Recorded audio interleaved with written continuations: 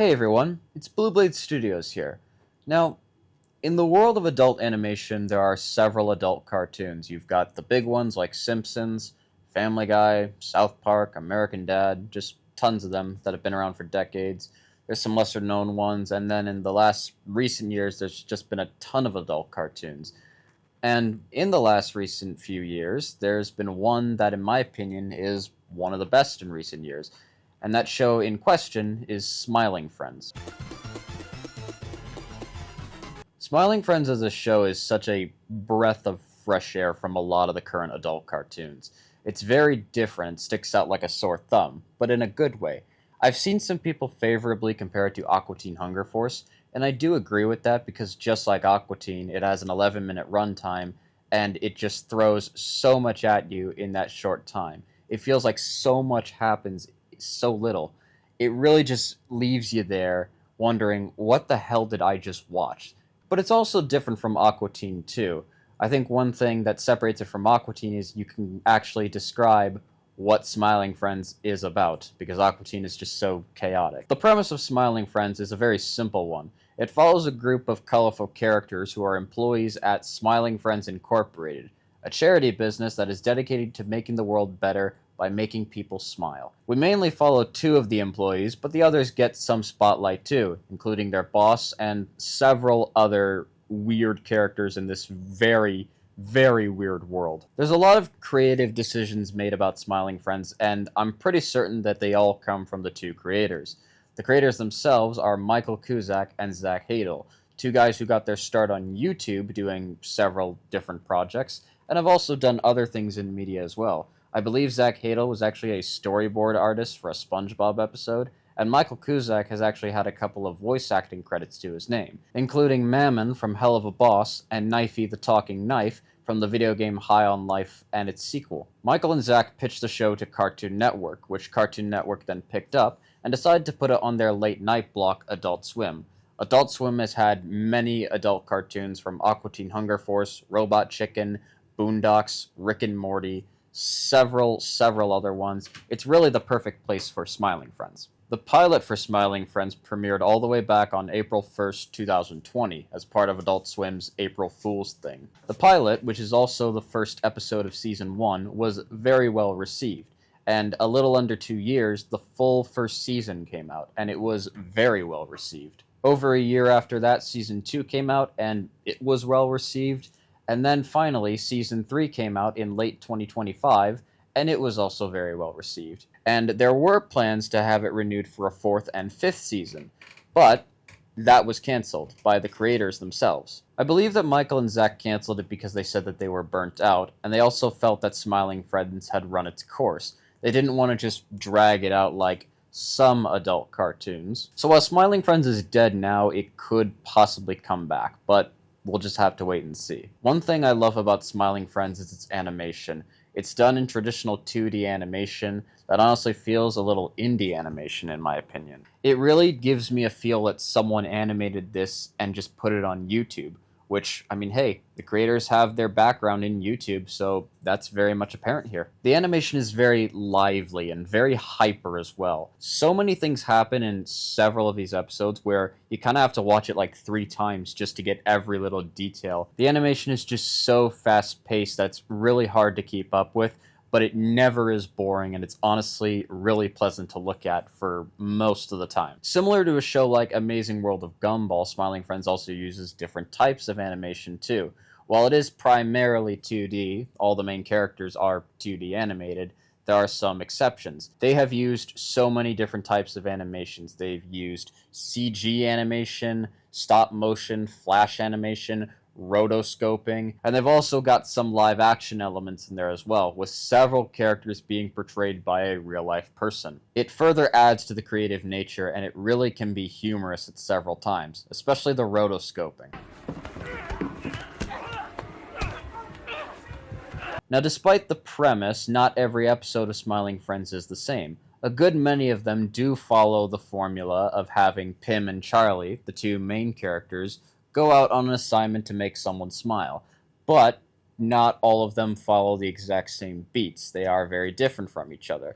And there's also several episodes where it's not about that premise at all. Smiling Friends Go to Brazil, for example, isn't about Pim and Charlie trying to make someone smile. It's about the guys trying to figure out some mistake that they made on their vacation. And the show never feels stale at all because of this. If every episode was just Pim and Charlie going on an adventure, the show would get really stale and really boring after a while. But thankfully, they don't do this. There's a lot of creativity with their storytelling, and there are so many other great things as well. And possibly one of the best things about Smiling Friends from all the other recent cartoons is the characters themselves. This is gonna be great, Charlie. I love helping kids. I love kids, Charlie. I love kids. Pim, I would really not be screaming that at the top of your lungs. Pim and Charlie are the two main characters and the two smiling friends of the group. Their job is to go out and make people smile. But my name is Pim. I know right now things seem bleak, but I promise to you that by the end of this beautiful day, you will have a big, gorgeous smile on that handsome face of yours. Pim is a very lovable character. He's optimistic, he's cheerful, he's always striving to be the best at his job, he's the ideal smiling friend, and really just wants to be helpful and help anyone he can smile. He does have his moments where he has some negative emotions, like in one episode he's just raging at Charlie, and he does recognize when he's gone overboard. He's not pushy by any means. And one of my favorite things about him is how expressive he is. With one of my favorite things that he does is this thing where he yells something and waves his arms in the air. It's really funny. You know, I had an uncle who killed an entire family in a gruesome drunk driving accident, and he gave away one of those giant check things, and it was totally fine after that. Charlie is the more laid-back, chill one of the main two characters. He's a perfect contrast to Pim's overly cheerful energy, and is more monotone in how he speaks, rarely raising his voice. Despite though he does his best at his job, but he honestly couldn't really care that much. But he's still a very enjoyable person. And honestly, the one reason why is because he's so different from Pim. If the two were identical in personality, there really wouldn't be much of a dynamic there. Aside from Pim and Charlie, there are two other critters who work at Smiling Friends, Alan and Glep. I will get you. Nobody takes Alan's precious piece of cheese and gets away with it. Alan is the accountant at Smiling Friends, and he is my favorite of the Smiling Friends employees. He's this unemotional, sarcastic guy who just really couldn't care about a lot, but he does have his moments where he does care. The way he talks is really hilarious, especially his pronunciations of certain words. And despite his rather down and boring attitude, he does have a fun side. Finally, there's Glep, who doesn't really do a lot, but he's a very enjoyable character as well. He's this little green critter that just sits in the office and plays games and watches things on his iPad and doesn't speak English. He speaks in this very weird gibberish language that we, the audience, can't understand, but everyone in the show can understand him, and that's what matters. And it also leads to some really funny jokes as well. Gleb, why would you vote for Mr. Frog? Our job was to help President Jimbo. Oh, okay, yeah. No, good point. That makes sense. Yeah, okay. Alan and Glep are more side characters than Charlie and Pim, who are main characters, but whenever they're on screen, they're a joy to watch, and when they're together, it's really good. Guys, knock it off! Hey, sorry, I'm back. The only other character who works at Smiling Friends Incorporated is the boss himself, who is aptly named Mr. Boss. He's the weirdest character in the entire show. He's a very over-the-top, eccentric guy who does all sorts of crazy shenanigans, but he also has a softer side and actually does care for his employees. A lot of the weirdest moments in the entire show come from him, and he's honestly one of the best characters because of that. One of my favorite things that Mr. Boss does is sometimes he'll speak in a very Texan Southern accent. I don't know, but I don't want to be here long. There's a lot of other great characters in Smiling Friends aside from the main core group of characters. For example, we have Mr. Frog, this TV star who is just a total menace to society. Mr. Frog only appears in 3 episodes, but in those 3 episodes, so much happens. He eats people, he gets kicked off TV, addicted to drugs, runs for president, then leaves the presidency because he doesn't want to do the job anymore, goes to meet his father, and then becomes a real frog. Obviously one of the best characters in the show. And I also really like how he says hello at the beginning of every sentence. Hello, but I'm not sorry. Other characters that I like include Alan's landlord, that thug character who is constantly like, get out of my head, man. And the frowning friends were also pretty funny as well, as a great contrast to Pim and Charlie. Now, I don't think there's a single bad episode of Smiling Friends. There are some episodes that I think are a little weaker than the rest, but I overall think that every episode is really good. But if I had to pick my top 3 from each season, it would be this. Desmond's Day Out is the very first episode of Smiling Friends, and it's a perfect introduction to the series. It follows Pim and Charlie as they go to help a man named Desmond, a very depressed man who is holding a revolver to his head with the intentions to kill himself. So Pim and Charlie decide to cheer him up as best they can. They take him to Pim's family, who is extremely dysfunctional. They take him to an amusement park and a frat party or something like that. Nothing works.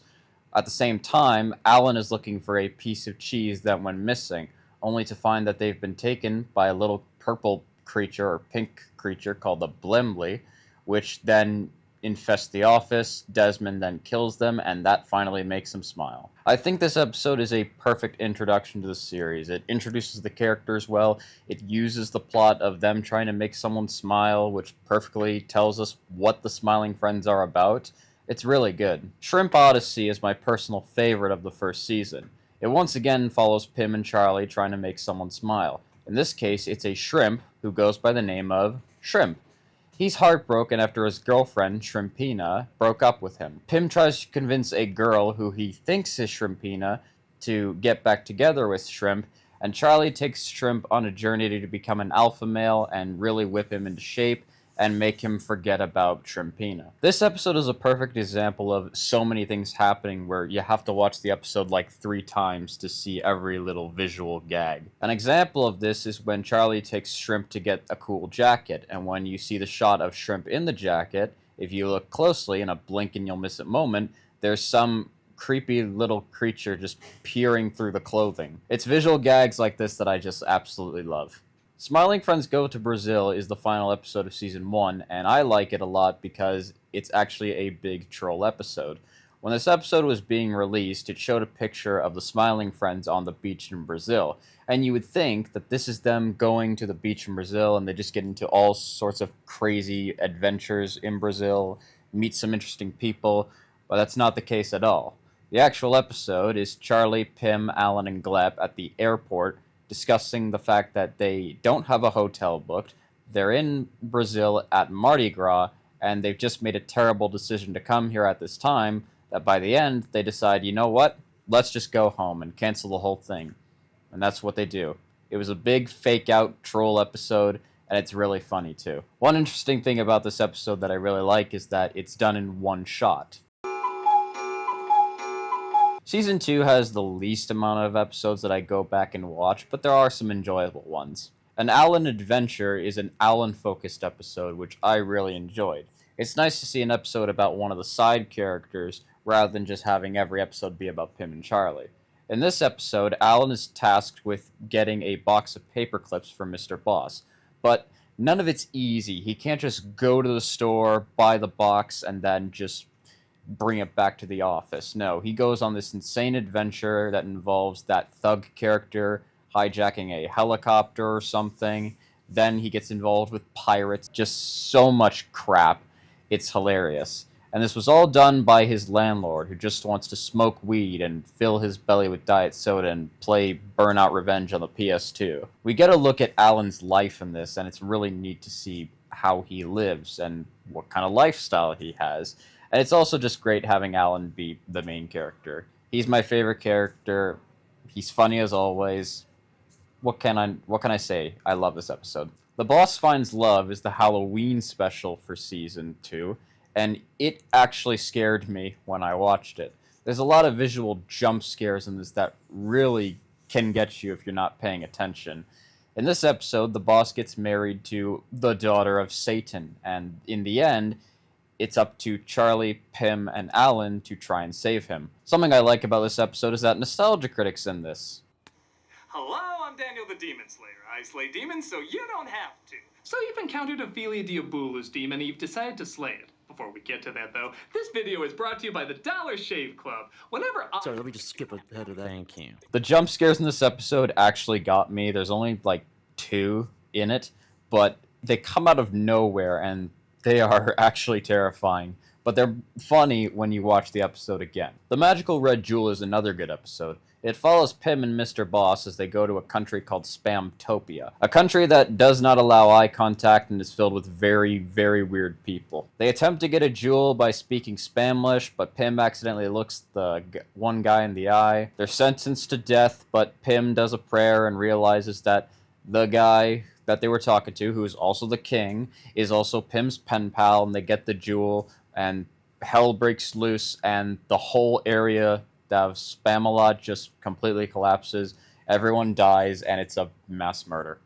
At the same time, Charlie and Alan are tasked with looking after Mr. Boss's son, who dies unexpectedly, and they need to figure out a way to bring him back to life. My favorite thing about this episode is the voices for the Spamtopia characters. They sound like those old school YouTube videos where they would have a computer voice these characters. Did you just look into my eye? It gave me a bit of a nostalgic feel to it. Mole Man is probably my favorite episode of the third season, but it's a bit of a toss-up with several other ones. It follows Pym and Charlie as they're captured by Mole Man, a weird mole creature who hides underground and is very self-conscious about his quote-unquote disgusting penis. He basically holds Pym and Charlie hostage down there and tries to get them to say that his penis looks good. It's very weird, and then he just goes insane. It's a pretty funny storyline, but the side plot, in my opinion, is way, way better. The side plot involves Alan and Glep taking over the jobs of Pym and Charlie as they look after these three triplets, and these triplets just completely beat the crap out of them. Alan gets abused, Glep is filled up like a water balloon. They're basically almost killed by these three weird-looking kids, and it's hilarious. Something else I like about the Mole Man episode is that it shows Alan and Glep working together. The two of them together make for a really good duo, and it's honestly really funny and really heartwarming when you see them together. In the end, Mole Man finds happiness, though, when someone actually sees his disgusting penis, and I guess there's a happy ending? I don't know. Now, while I said Mole Man's probably my favorite, I think my favorite episode of Season 3 is Pym and Charlie Save Mother Nature. It involves the Smiling Friends actually going on vacation, this time for real. They don't do some big fake out like they did in Brazil. And Pym and Charlie go for a walk, and then they find Mother Nature, who is animated in stop motion. They clean up the area, and then they soon find out after that Mother Nature and her children are very, very evil instead. The side plot involves Mr. Boss trying to get Alan to relax while he's on vacation. This episode is really good with the fact that it shows the difference between Pym and Charlie when certain things happen, and the side plot with Mr. Boss, Glep, and Alan is really funny as well. Also, this happens. Yeah. Charlie's uncle dies and doesn't come back is the final episode of Season 3 and the last episode of Smiling Friends, and the show really went out with a bang right here. It involves Pym and Charlie going to help Charlie's uncle, who's voiced by John DiMaggio. He is just an absolute terrible person, but apparently he's about to die and they have to do whatever they can to make him smile, so they do that. At the same time, Alan goes on a date with this girl named Natasha, and Alan's reaction throughout the entire date is just hilarious. Do you like wine? Only red, the sexiest color. Gulp, but I am red. This episode was a pretty good finale to Smiling Friends, and I'm happy that it went out with an episode that was pretty good. Aside from those episodes, I'd recommend just watching the entire show, because, as I said, it is all really funny. I don't think there's a single bad episode of Smiling Friends. The final thing I'll say is that Smiling Friends really is a breath of fresh air for adult animated shows. In a world where a lot of them rely on constant sex jokes, over-the-top swearing, and just crude humor, shock humor, Smiling Friends really stands out because while it does use some of these things, it doesn't overuse them. A lot of the dialogue is very realistic. Specifically scenes where Pym and Charlie have an argument, they feel like real arguments, almost as if they improvise the entire thing. The main characters are also really good because they all very much like each other. They have moments where they argue, but overall, they have a very positive relationship with another. Most adult cartoons have a lot of the characters just flat out hate each other. Even the boss could have been just an insanely demented character, and he is, but the boss has a soft side to him. And another thing is that the humor in the show is very clever. The characters aren't trying to be over the top with swearing all the time like some shows, and just making all these sex jokes or gross out humor. It just would get very repetitive. The adult humor in Smiling Friends is adult humor because it's smart. It's not trying to be edgy or over the top. It's smart. And I really like that about the show. Overall, Smiling Friends is a great show. It has great characters, great humor, great writing, really good animation, and honestly, I am sad that it's gone, but I do hope one day that it does return, because I think if you're going to say the top 10 animated comedies throughout the entirety of the 2020s, I think Smiling Friends will be at the top. And yeah, I just wanted to talk about Smiling Friends. I hope you enjoyed. I would love to know your opinion on Smiling Friends, whether you like it or you don't like it. That's perfectly fine. And with that being said, this is Blue Blade Studios, signing off.